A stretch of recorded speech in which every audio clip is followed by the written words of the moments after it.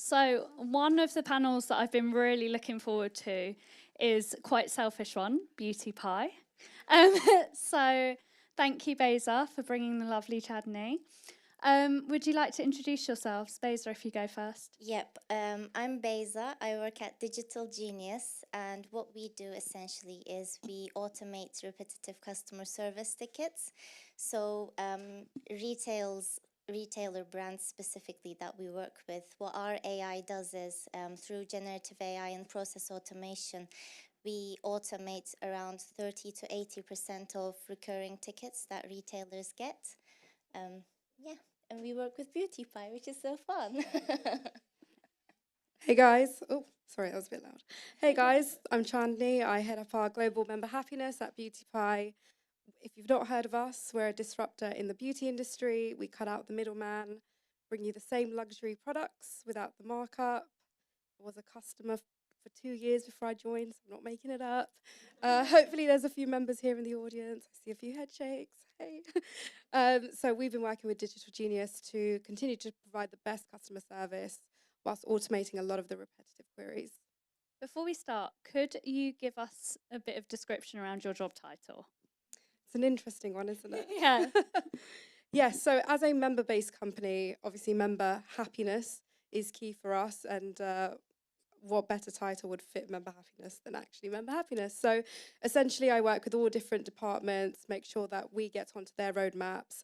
Typically customer success can end up being, the final department that's thought about. So it's really critical for me to interject into marketing plans, any new member proposition plans, so we can understand how we're going to see the impact of that within our department. And I know it might be one of the last departments to be thought about, but it's also one of the most important. So could you talk to us about how important retention, member happiness is to Beauty Pie? Absolutely. So obviously without our members, we have no business. We have to remain customer obsessed, and I think the key part of my role is ensuring every business stakeholder knows this. Customer loyalty is really important, so part of our retention is member get member through the product, talking about the product within our communities. And we have a very bespoke service because we've been able to automate the administrative tasks, such as where is my order? I'm sure you're all very familiar with it. So we can give that white glove service, which really helps with retention, something you would get in your typical kind of store, and we've been able to replicate it online. And how do you do that with AI? Because I'd love to hear about when you were onboarding that, what the journey was, both internally and externally, because I know it might have been difficult for you to get that buy-in internally. Absolutely. I'll start with the internal because actually that was probably the most critical for us to get right. It was really important to get the agents on the journey. There's a lot of fear when it comes to automation and what does that mean for me? What does that mean for my role? So getting them on site to actually get on the journey with us, mapping out which processes were taking up a lot of their time and where it probably wasn't exercising their brains so much. So we were able to map that out quite quickly and work with DigitalGenius to understand, well, what can we automate here that doesn't require a agent touch, which allowed the team to actually stretch their skill set, start doing more consultations, which allowed us to increase our AOV, which was great. Amazing. Was that an unexpected result of the AI being put in place? Absolutely. So with customers getting responses quicker to the administrative things, we're able to extend how much we could consult, and that allowed our team to actually begin to grow in their skill set as well. So it created a bit more of a career path as well. Oh, amazing. And do you think the customers really noticed that AI was involved, or do you think there was still that personal touch? There was still a personal touch. It's really important for us to not hide the fact we were using a bot, so we gave it a friendly name. So you would hear customers saying, "Thank you, Benita," even though it's a bot, which was great. So we didn't want to hide and mask the fact because it's not always going to get it right, and that was something for us to fix internally when we did have those issues. And I think that's really brave. I don't think enough brands do that. They're very quick to pretend like it's a personal, and actually I think that's amazing what you did. And Beyza, this might just be Beauty Pie, it might be others, but could you talk about maybe the impact on internal teams that operating something that reduces all the manual work that maybe back and forth was replaced with AI? Yeah, I mean, working with a lot of retailers, this is a really nice story that I love telling. So we actually have a Scandinavian electronics brand that just signed a contract of over 60K in worth.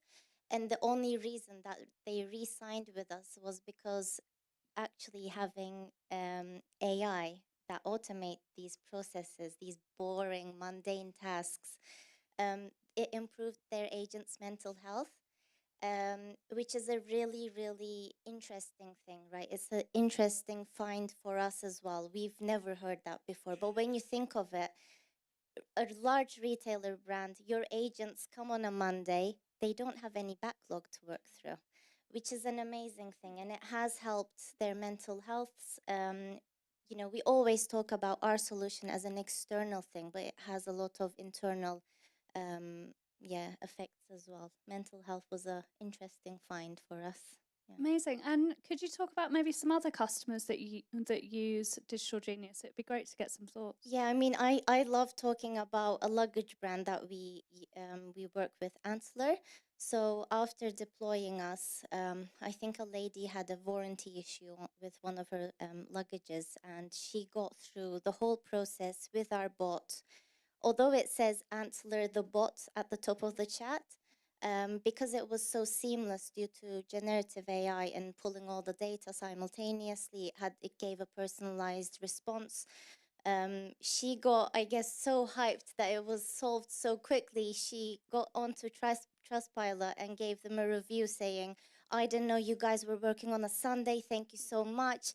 And it's like, and it's so funny because she leaves that comment on a Sunday, but the head of CS doesn't see it on a Monday until the Monday.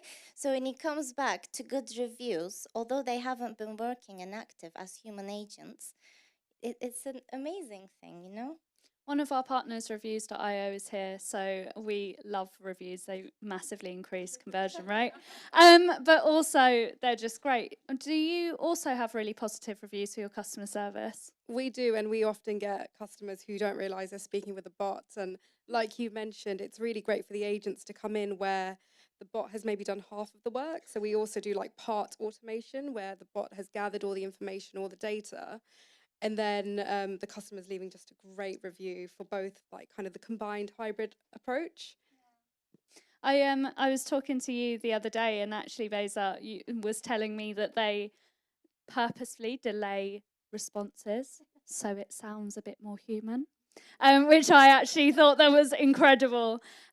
So thank you, both of you. It's been an amazing talk and really appreciate you both being here. Thank you Thank for you. having us. Yeah.